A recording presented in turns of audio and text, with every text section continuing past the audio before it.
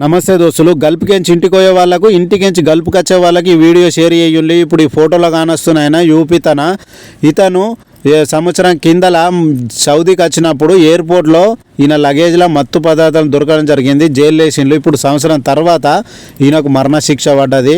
చూడండి, మీరు వాళ్ళ సామాన్ ఇచ్చినప్పుడు ఒక్కటికి 2 సార్లు చెక్ చేసుకొని తీసుకురాలి, లేకపోతే తీసుకొచ్చుకోకుండా. ఎందుకంటే వేరోళ్ళు చేసిన తప్పుకు నువ్వు శిక్ష అనుభవించబడుతుంది, నీతో పాటు నీ ఫ్యామిలీ అనుభవించబడుతుంది.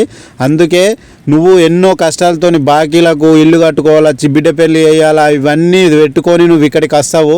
కానీ నువ్వు ఇట్లా వచ్చి ఇట్లాంటి ప్రాబ్లంలు ఇరుక్కుంటే చాలా బాధ అయిపోతుంది. ఎందుకంటే మనకి ఇక్కడ బయట కంట్రీలలో ఎల్పిఎస్టోడు ఎవడు ఉన్నాడు జైల్లో పడ్డప్పుడు. ఓకేనా, మీరు వాళ్ళన్న సామాన్ ఇచ్చినప్పుడు చెక్ చేసుకొని ఒక్కటికి 2 సార్లు చెక్ చేసుకొని తీసుకొచ్చుకోండి, లేకపోతే తీసుకపోకండి. ఓకే, ఇట్లాంటి ఇన్ఫర్మేషన్లు కావాలని కూడా నా యూట్యూబ్ ఛానల్ ఫాలో చేయండి.